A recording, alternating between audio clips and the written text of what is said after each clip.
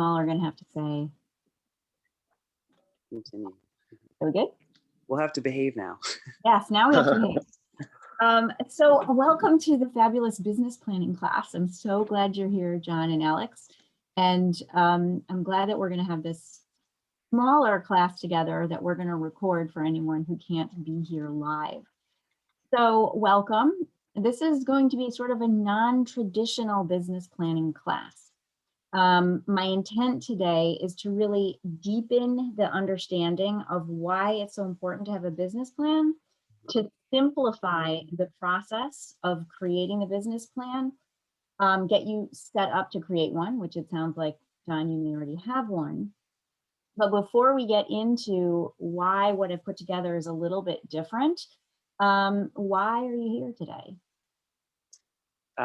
Well, for me, this is a completely new career venture for me. I have been in healthcare advertising for the past 10 years, and being in charge of the day-to-day client communications and growing that business, it's just not.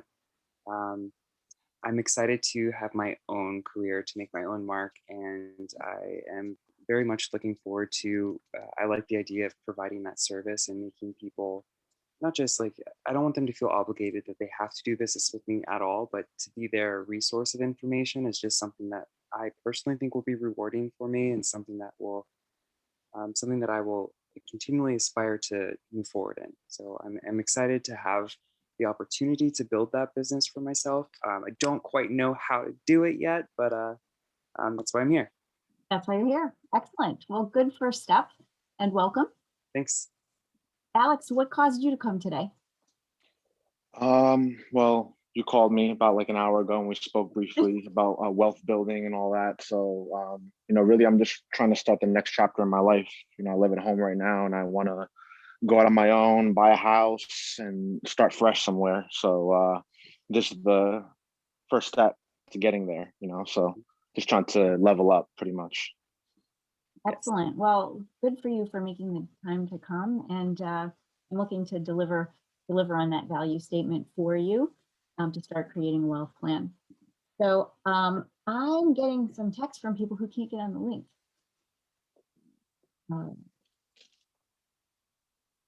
Great. Well, all right. I don't know what to tell you. You guys got in, right? Yeah. Other people aren't able to get in. I'm just going to pause this for a second and have to figure it out. Okay. So, business planning. Why have one? Were either of you on the Dave Jenks conversation the other day? I'm sorry, what was that? We had a presentation from Dave Jenks, who is a longtime productivity guru within Keller Williams. Yes, you had a few questions. You have different notebooks for the topics. Yeah, you were listening. I missed, I think, the beginning portion of it, but I got a book about Stoicism, so I could read about that too. He mentioned that, so yeah. That's awesome. Well, one of the things that Dave Jenks says is what is measured gets done. And that is really the reason to have a business plan, as a way to help you figure out where you've gone and where you want to go. Gary Keller said in Family Reunion this year, and I just love this quote, "The path is in the math." And when we are talking about building a business, what we're ultimately talking about is building wealth for ourselves, because having a business is foundational to building wealth. And the path is in the math. So the more that you learn from the very beginning to run your real estate business as a business and not just as a transaction, the more opportunity will show up for you to create wealth in your life through your business activities. Mm-hmm. That make sense? However, this doesn't just happen automatically. You need to have a plan. It needs to have focus and intention and consistency around it. And focus, intention, consistency in the plan is really the foundation of building wealth. So I am a big believer in having a business plan. And I'm also a big believer, I don't know if we talked about this in this book, which is called Profit First. Oh, right. So what Profit First is a very simple system to help manage the business, the money that you have in your business. And, you know, as I said before, I've been with Keller Williams for a long time, and this is my copy of Millionaire Real Estate Agent. It's actually my fourth copy. I have read it many times, and I have worked with agents on it many, many times. But for me, the big difference in creating wealth and creating that business actually came from this book, because it taught me the principles of money management in a very, very simple way. You don't need to be an accountant. You still do need an accountant to help you file your taxes, but it's a much easier way to just look at your business finance and understand exactly where you are and understand how much money you can afford to put in your business to really grow it. Once I put the two of those together, it started to make a noticeable difference in my business immediately. So what I have done is I took the economic plan, which you guys all had that, and I married the economic plan with the principles from Profit First. So you can plan your business right away with the money management integrated into it.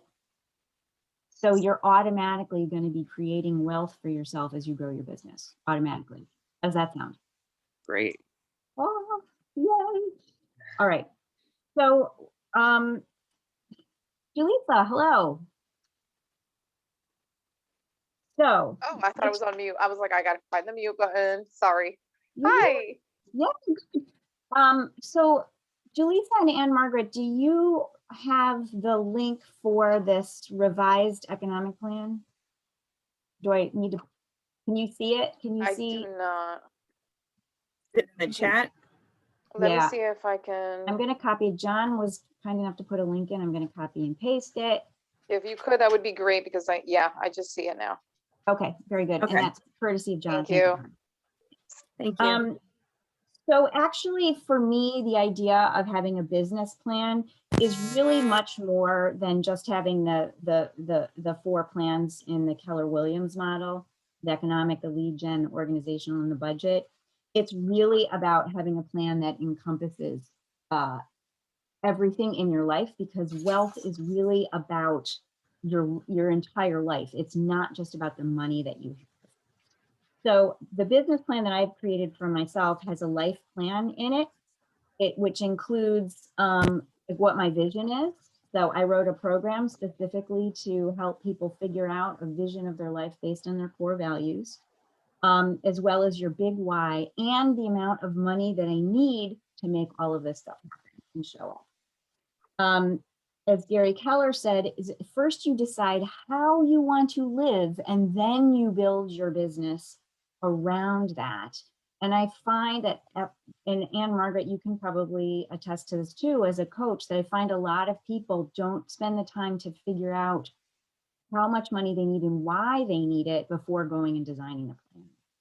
So what we're really going to talk about is doing all of those things because they're foundational to the success of your business plan. So that's the first part of the business plan. The second is really this economic plan and figuring out how much money do I want to have my business produce for me? Where is it going to come from? How am I lead generating? Have I set up Profit First so I can manage all of that wealth that's coming to me? So in that income plan will lead you to the business systems and the leverage that you need to start creating wealth. And then, of course, you have to have your business growth plan, right? Because you got in the business, your first year hopefully isn't going to look the same as your second year. You need to be planning for what that growth looks like. But guess what? Your business is going to be limited to how your business growth will be limited to how much you grow personally. So if you don't also have a personal growth plan in place that encompasses that business growth plan, you are not likely to grow your business to a huge level because you need bigger skills to have a bigger business, if that makes sense. So one of the things I was really struck by in Family Reunion is when Gary Keller says, be a student. The reason his business is big is because he was a student all along. And I just love that quote. And his other quote was that you must be rich in your mind before you're rich in money. And I'm a real big believer, and I've changed from my days as a productivity coach. I'm not so specifically focused on productivity anymore. I'm focused on what do I need to do to develop myself so that my productivity automatically increases because my skills are better.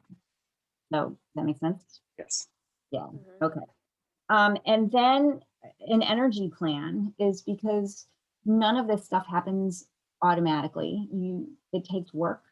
It takes consistent work and hard work, right, Anne Margaret? I mean, sometimes this is not fun stuff. Sometimes it's a big fat drag. Sometimes we However, have, right, sometimes we have to get out of our own way. yeah, and sometimes we have to say, you know what, I don't really feel like doing this, and I'm going to do it because if I don't, I'm not going to get to where I want to go. So, no, people are gonna. Sorry for all of you who can't get in. You're gonna have to watch. And then finally, the fifth piece of having a business plan that really creates wealth for you is having a wealth management plan. And they did a lot on that on Family Reunion, but that includes having a net worth statement, making sure that you're looking at your P&L every month, all of those things, because as we said in the beginning, what measured gets done and the path is in the north. And by the way, part of your wealth plan, if it's not profit share, I don't know what to tell you. If you don't have profit share on your wealth plan, you're missing out on the seriously easiest path to wealth that there exists in the entire universe. All right. So have I made a good case for the business plan? Yes. All right. So your business plan generates the energy of money that runs everything in your life. So this is hugely important because this is the energy that brings you opportunity, because everything that we have around us is physical and it's created by energy, which is invisible. Your business plan will need constant refinement throughout the year. You should look at your business plan at least every quarter, if not at least once a month, because you will need to look at it to refine it to make sure that you're still headed where you want to go, and that where you intended to go is still actually where you really wanted to go, right? So any questions about that? Not right now. All right. So I want to start then with Andrea. How are you? So I'm going to do this again. So I'm going to start again with creating this business plan. So everybody has a copy of this. All right. So we'll see how far we get today. I'm having a workshop on Friday. So if we don't get all the way through, Anne, Margaret, and I are going to be hosting a workshop on Friday to help people refine the details that are in this. So if you spend the next couple of days thinking about it, on Friday, come back at 10 o'clock and we'll walk you through, making a solid version of this. Okay. Can I So, invite, I'm sorry, can I Yeah. invite somebody to attend this if they're not from like my office, but they're a Keller Williams agent? of course, absolutely. Okay, I'm okay, happy to cool, help. thanks. I'm happy to help anybody with this. Okay. So as I said, with this economic plan, I revised it, taking the profit first principles into play. So what's different about this is we're going to base this on the net income, which is what is actually left over after your cost of sales, your operating expenses, and your taxes, right? So we're going to turn that into gross closed income. And in turn, we're going to turn that into volume so that you'll know the volume of homes that you need to sell. And then we're going to take that and we're going to turn it into people that you help so that you will know how many people you need to help and how many conversations you need to have with people you are going to help in order to actually help them. So does that make sense? Yes. Andrea, does it make sense? Yes, it does. Okay. And did you get the paper? No, I don't have that. Okay. Can you see the chat? Andrea, I'm going to pop it in the chat again for you. Okay, great. Okay. Okay. So this is, as I said, based on net income. So the first place to start, and Margaret, you've probably heard this too, when I coached agents in the beginning when they were building their businesses, and I'd ask them, you know, what's your goal for the year? A lot of people would say $100,000, right? Oh, I can't hear you, Ann Margaret, but you're agreeing. $100,000 is a great goal, right? But Most common answer. most common answer is $100,000. So how much do you think, or in your observation, do people really understand how much net income that $100,000 actually means? If they're not looking at the plan and coming from starting from 100,000 as revenue, there really isn't much idea of everything that comes out of it. Yeah, because to earn $100,000 net in your pocket after taxes, operating expenses, and cost of sales is quite different Yeah. than $100,000, right, in revenue. Okay, so where I will really want to start though is that revenue number. So when we're talking about revenue, we're talking about what is the amount of money that your business is going to bring in.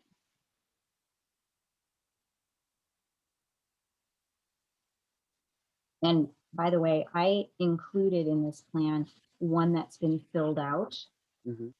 So you can use it as a guide if you get stuck on what it is that we're talking about. Okay. So what we need to figure out then is the gross closed income that will lead to that revenue. So do you know how to do that? Mhm.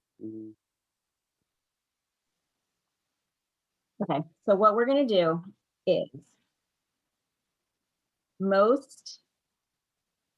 we're going to do this the easy way, okay? So we're going to do this as if you're capping, because you're all going to cap this year, and that's the promise of Keller Williams. So we want to show you exactly what you will put in your pocket from capping. Does that make sense? Mhm. Okay.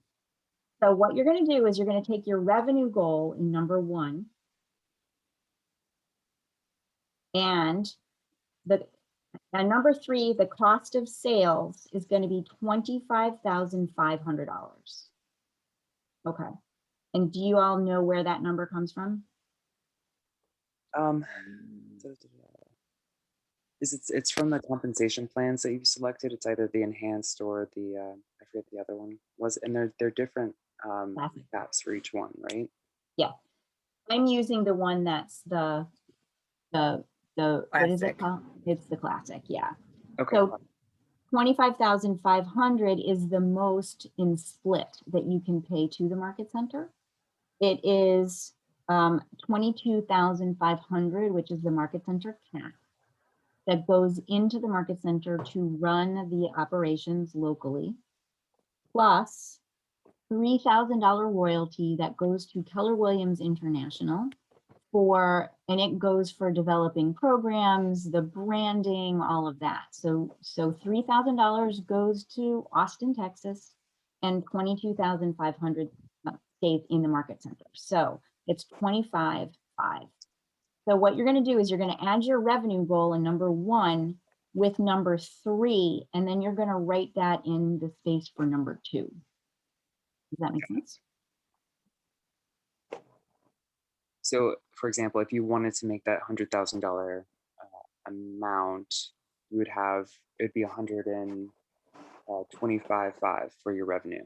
Well, I For guess your not. no, No, so if you want $100,000 in revenue, that's the revenue you want coming in your business. Hmm. You're going to add 25,500 to that, and your gross closed income is going to be 125. Is Hmm. that what you said? I think, yeah, I'm following. Okay. Okay, so does that make sense? Yeah. Okay. So you're going to then take operating expenses number 4, because you have to actually spend money to run a business, right? So your operating expenses are going to include things like your MLS dues, your HGAR dues. It'll include your phone. It will include advertising. It could include your car payment and gas and things like that. So there's money that you can book toward your business, but you're going to have to talk to your accountant about exactly how to do that. But typically we're going to say for somebody who's newer, it's going to be 20% of your revenue. And for folks who have been in the business a little bit longer, it's going to be 30% of your revenue. So you can choose either 20% or 30%.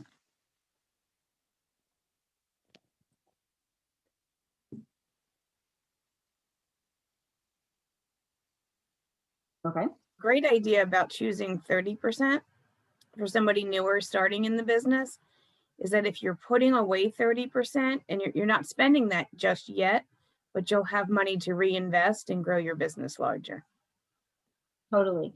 And by the way, that's what Gary Keller recommends for an agent in, who's growth mode. Top agents have 30% of 30% of their revenue is for operating expenses, and Profit First also says 30%.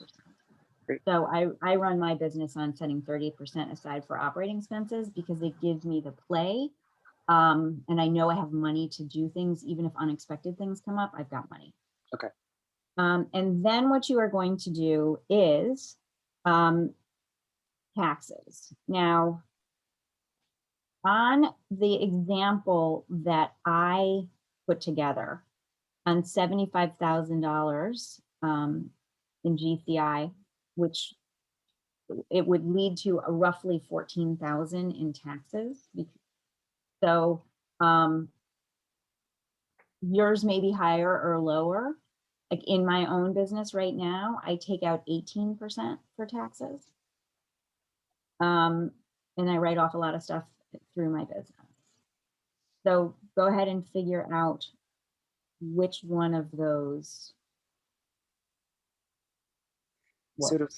find out the specific tax rates in our area, we would need to, how would we find that? We talk to an accountant, or I'm sure we could go to like the municipal government website and see what the taxes are. Yeah, I would talk to an accountant to figure out, because everybody's situation is different, and especially because you're moving from another state. I don't want to give Right, you yeah. wrong information. When I put this together, what I did was I just looked at the federal tax rates Okay, and I applied it to this particular example. cool. Thank you. So that's where. Okay. So you are going to have then your revenue number. You are going to subtract your operating expenses, number 4, and your taxes, number 4A. And that is going to give you what your net income is. Cool. Okay. So what is your aha between, so you can write net income up on the top where it says economic plan net income. Mm-hmm. What is your aha about that and what's in line 1? You need to make a lot more revenue to get your the net income goal that you have, potentially. Right. But one of the things that's really lovely about net income is that that's your money, right? You've already paid for your business. So the net income is your owner's compensation for running your business, right? Okay, are there any questions about that so far?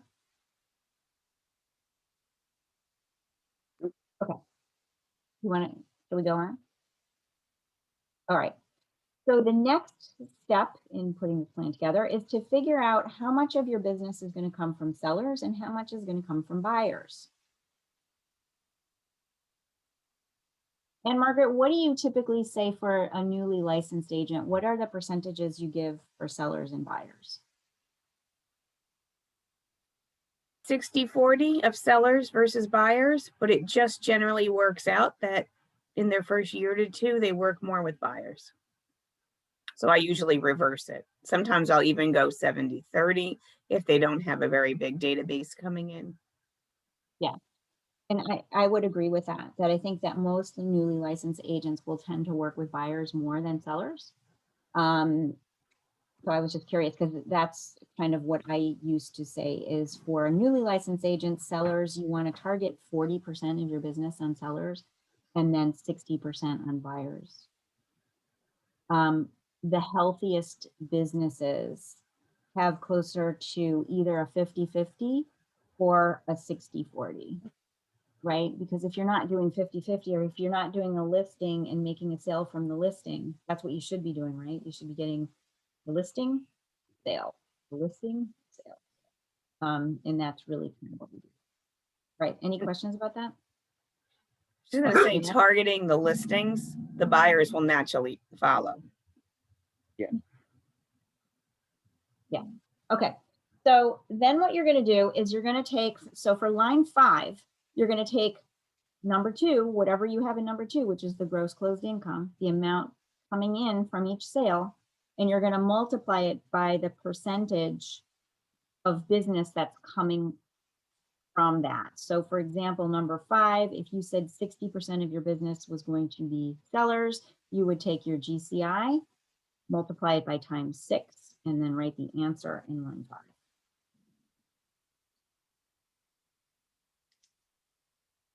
Yep. Make sense? Yep.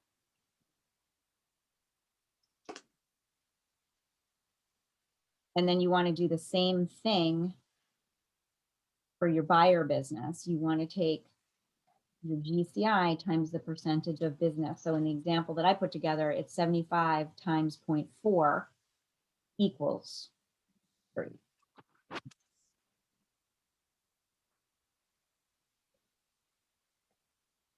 Okay, everybody good? All right, so line 6 is really about commission. And this is a good thing for you all to know about figuring commissions. So as we know, commissions are always negotiable. They are never set in stone, and we cannot say to somebody that a set commission is. We have to tell people that they're always negotiable. So when I put this plan together,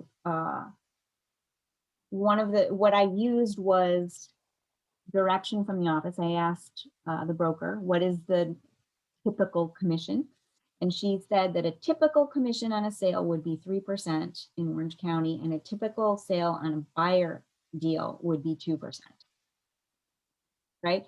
So the way percentages work, of course, 3% equals 0.03 and 2% equals 0.02. So that's why I wrote those weird little numbers. Make sense? Orange tends to be the anomaly.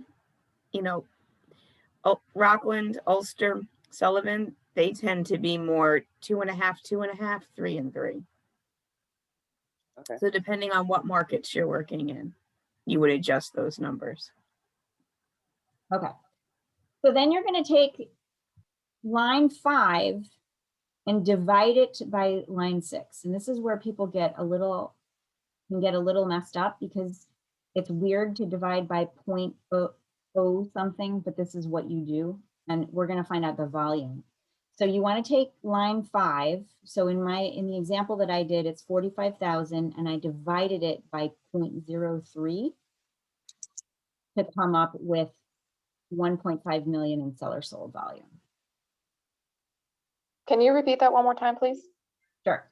I take number 5, which is the gross closed income from sellers, and I divide it by the commission, which is in this case 0.03. So I took 5, which for me was 45,000, divided by 0.03, and I got 1.5 million.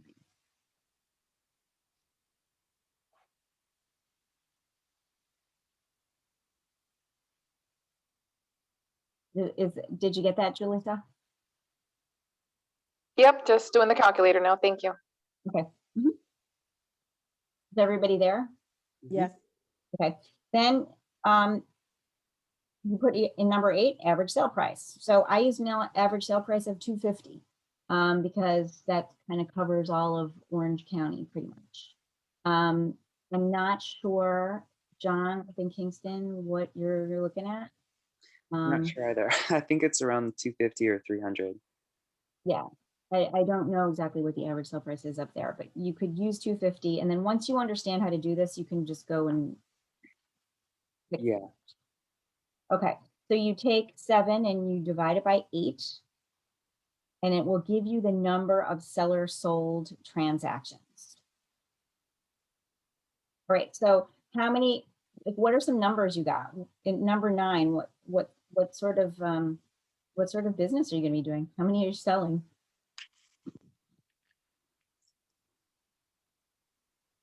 Anyone? I've been following along, but I haven't been calculating stuff. So let me do some quick You've been calculating, you're not building your business plan. math. So you would sell a total of 12 houses if you're 50-50. 12, Oh, no, 12 per year? right? 6 sellers sold, 6 buyers sold.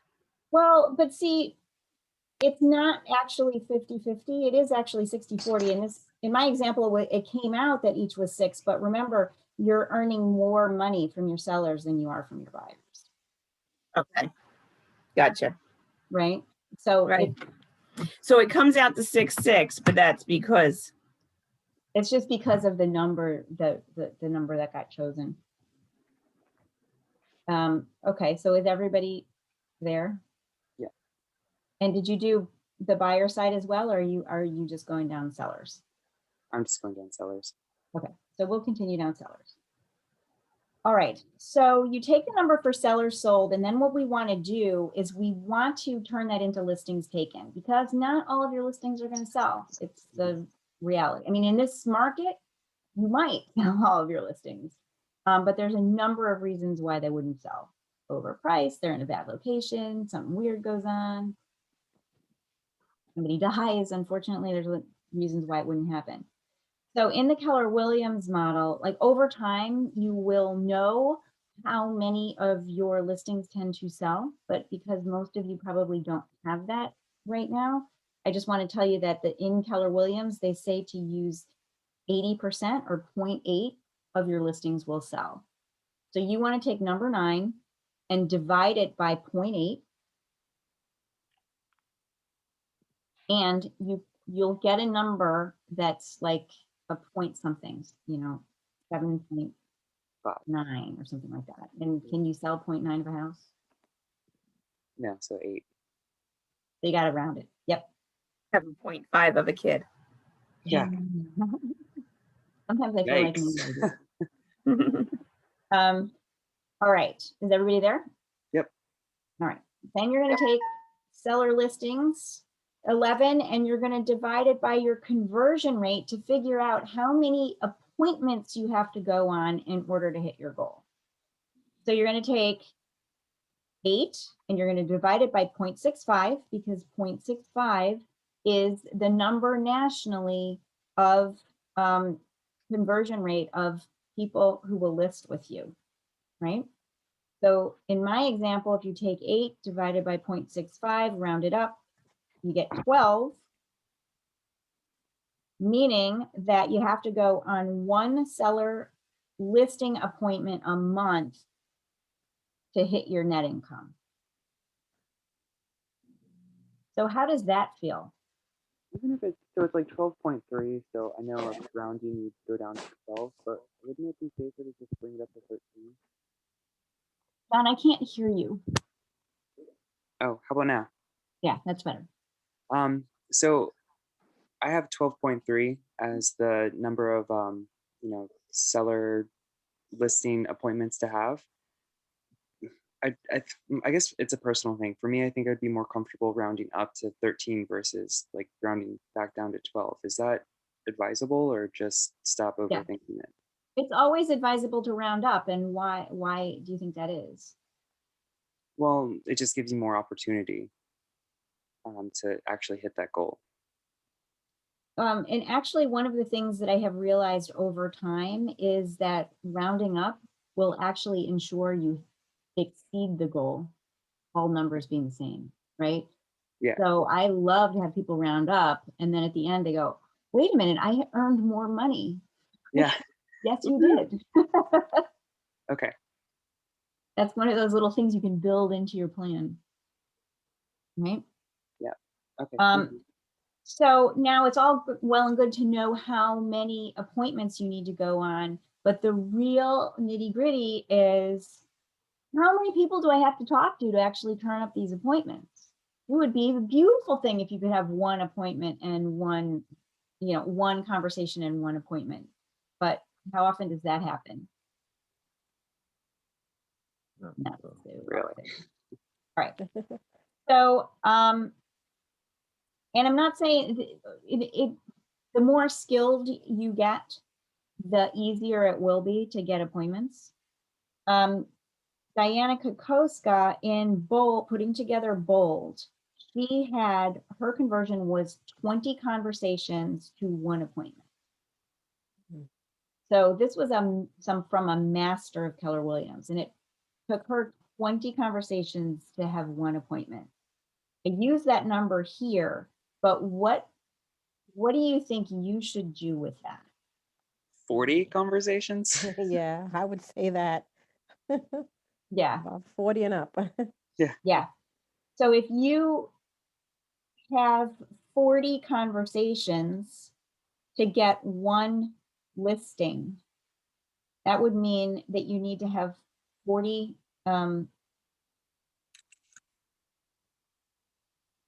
why did I do that? Conversations per I did something wrong on here. My apologies. If you need to have 40 conversations to turn up one appointment. Mm-hmm. So like per month, we need to talk with 40 people to get that one actual appointment. And those conversations, and I have to fix this because I realized I did it wrong. Those conversations are with people that you already know, right?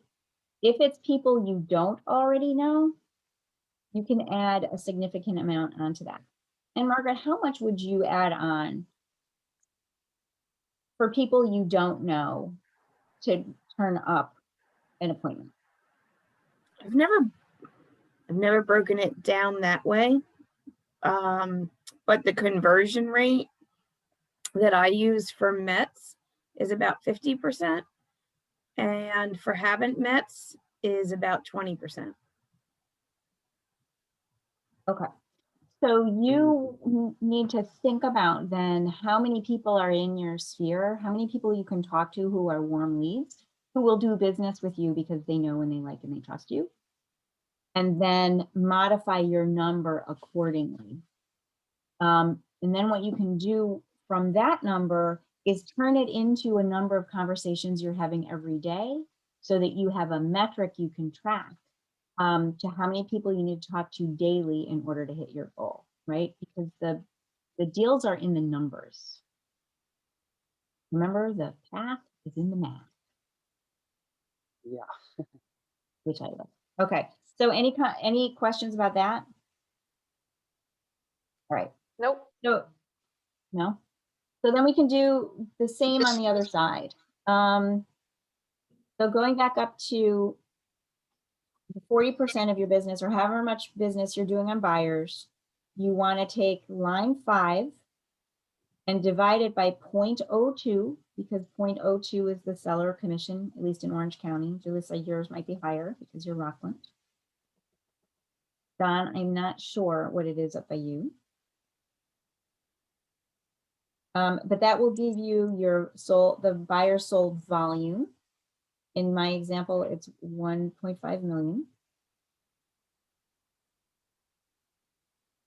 And then dividing 1.5 million by the average sale price, which is 250,000, leads to 6 buyer sold transactions.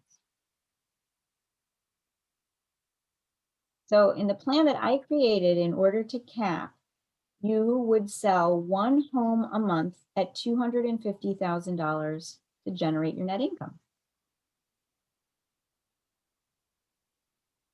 That's so simple.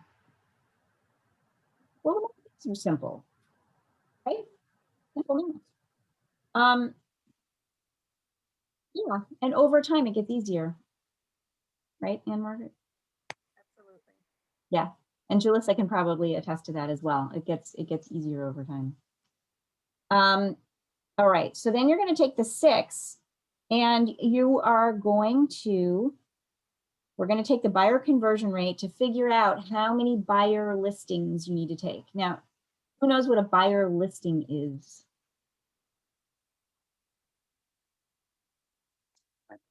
Basically, It's a, yes. When you what it, come in, when you develop a relationship with a buyer, or they sign a buyer's agreement for you to be their listing agent. I mean, yeah, their agent. perfect. Do you have them sign buyer's agreement, Andrea? I always request it. Many times I find that some are reluctant to do it, to sign it. And I'd still try, to get them to sign it even after the first time they, don't do it, or they're reluctant to do it. Because I have someone working right now who I met last year, and he's reluctant to sign a buyer's agreement. But some agents, I've been told, they don't want to work with them unless they sign it, because they really waste their time, because you show them so many listings, you spend your time looking up properties for them, and then they can go with anyone. Yeah. So it's actually a protection for both parties. It's a protection for you as the agent, that they're not gonna, go off and use another agent after you've put a lot of work in. It's also protection for them, because it helps you know who to focus on, and you can do your best quality of service if you really understand that somebody is serious about working with you. So good for you for asking. That's right. You don't get it if you don't ask. So good for you. Okay. I had a quick plug here. Yes. Tomorrow at 9, we're doing script and role play, and our objection handler for the day is going to be how to get our buyers to come meet with us before going out to look at houses, sign the buyer representation agreement, and do a consultation. Great. So many times they want to rush right out and look at houses. We're going to work on things to say to get them to come in, sign with us, and do an in-depth needs analysis. Excellent. It's all about learning how to do it, right? That's true, because sometimes the buyers are just quick. Oh, send me some listings. Just send me some listings. Right? And then Yeah. run out and show me. Yeah. Can we meet? You're Can going to I really see set this on yourself apart. Sunday? You can really set yourself apart from the competition by doing things different. Literally spend half the Cool. time working with them when you meet first. Yeah. Sorry, I didn't mean to get off No, track. the plug is good. That's good. So nationally, Keller Williams says that about 65% of the time, a buyer that has signed a listing agreement with you will actually buy. And the difference is buyers tend to look in multiple areas. Sellers, they're in one place. So if you've got the listing, you're more likely to sell it. There's a wider variety of reasons why a buyer might not go through the deal. And it might not have anything to do with you. Sometimes they don't get financing, they're looking someplace else, they delay their decision. So 65% of the time they will actually go through with the transaction. So you take 6, or whatever number you have for the number of transactions in number 9, and divide it by 0.65, and that will give you the number of buyer listings taken. So you can see in the example that I did, even though the volume you're doing from buyers and sellers is the same, the work is different, right? Because you're going to be taking 8 seller listings and 10 buyer listings. Mm. Okay. And then once again, you are going to take the number of buyer listings, and not every buyer you sit down with is going to choose to work with you. But in the Keller Williams model, 80% of the time they will. So buyers are, it's easier. Buyers are less choosy about the agent that represents them than sellers are.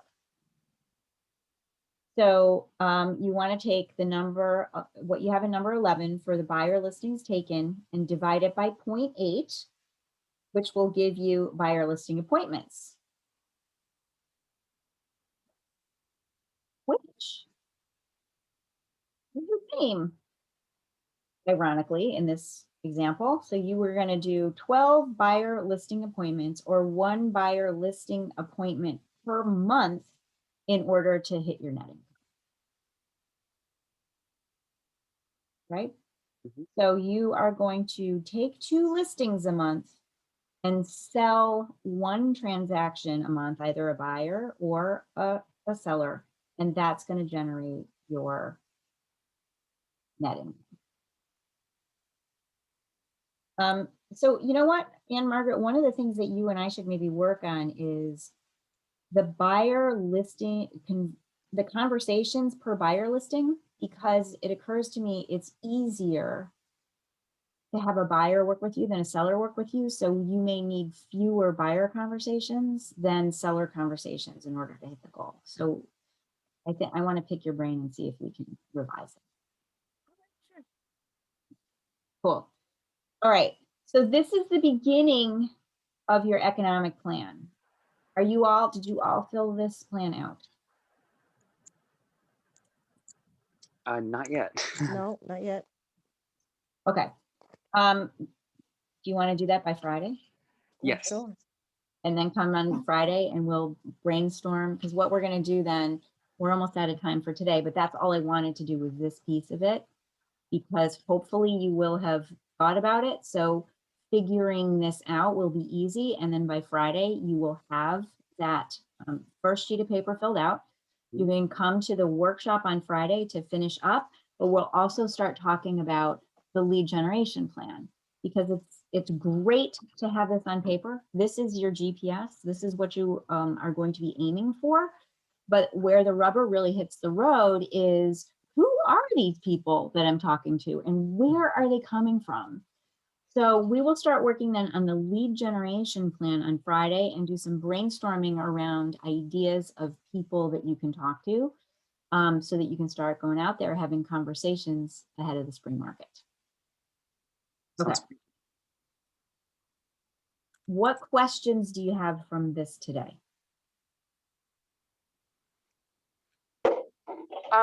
I have 15 and 16 blank Okay. on that page. Can you help me with that real quick? I have to look at it again, because I look at it and it's not making sense. So what I respectfully ask? Oh, I forgot that you said, yeah, that you had to do. Okay, fine. Sorry. Because I looked at it and I looked at it and I was like, wait a minute, this doesn't look right. So what I'm going to do is I'm going to fix that up and I will give you a call or send you an email later. Does that work? Yeah, that's perfectly fine. Okay. All right. So my apologies on that. I did this late last night.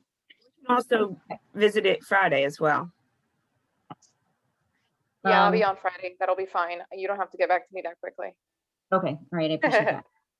All right. So what are your ahas from going through this simple business plan?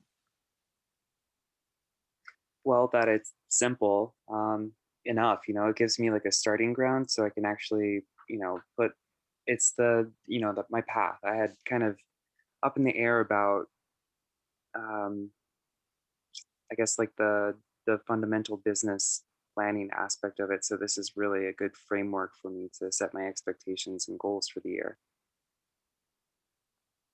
So that's, I guess, my giant aha.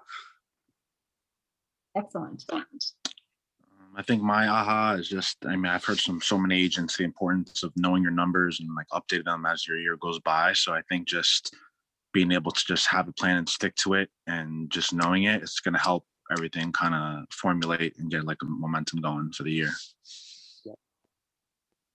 Excellent. Thank you. I'm so glad I called you this morning. Yes, and I guess my big aha, I'm just surprised at the operating expenses. You know, it could be 20%, like you said, 30%. Never really thought about it that way. Well, I do know you have to spend for business card and your MLS, but never thought it could be that much, you know, when you figure it out for the year. Yeah. There are, and you know, one of the reasons I hope we're all in business is to really grow. And that number, setting aside money, and Margaret even said it earlier, setting aside money in operating expenses is what's going to help you what's going to allow you to grow your business. Because it is the money to do things like go to family reunion, for example, where you learn so much that's going to help you. It's the money to eventually hire an assistant who can do some of the work for you, or hire a transaction coordinator to give you some leverage so that you can go out and do more business. So having an idea, and Andrea, I love that you recognize that, because it will allow you to grow your business when you decide you want to, or if you decide you want to. But it will let you know how much money you have to do that so you don't overspend,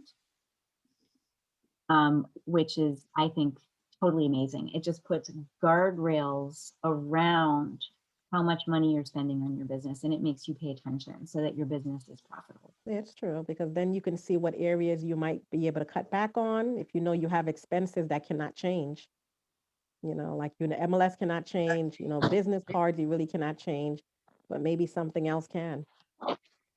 So, and if you all get this book, and I hope you do, it will teach you to take profit basically as a line item in your budget, so that you're always working just a little bit beneath the amount of money that you actually have available, so that you're always generating a profit. And there's just tons of different stuff that you can do with it. And I have to say that one of the most fun days every quarter is when you get to take your profit distribution from your profit account, because one of the rules is that it's for you to do something that makes your life enjoyable, which is one of the reasons that I like this book. I'm all about having an enjoyable life. I don't know about you guys. I'm done with not enjoying things. I've had enough this year. I'm ready to start having some. Oh, we're 12:58. How perfect. Yeah. Thank you all for coming. Thank you so much for doing this. Yes, thank you. Thank you so I much. hope it will be helpful. Would it be helpful for you all to see my little crazy plan? Sure. Should I upload Sure, my crazy plan that has the different pieces? Okay. I'll put Can't the make me crazy any more plan. crazier. What? Can't make me any more crazier, so it's fine. Yeah. Right. You know, one of the things that I learned is also that you have to do a plan in a way that makes sense to you. And this makes sense to me because I can see all of the different pieces that I need, and putting them in color makes them stand out from each other so that I know I can concentrate better on them. Excellent. Well, thank you for coming today. I hope this was helpful, and I look forward to seeing you on Friday to continue the process with the lead gen part and to answer any questions that come up over the next 2 days as you start thinking about this and refining it a little.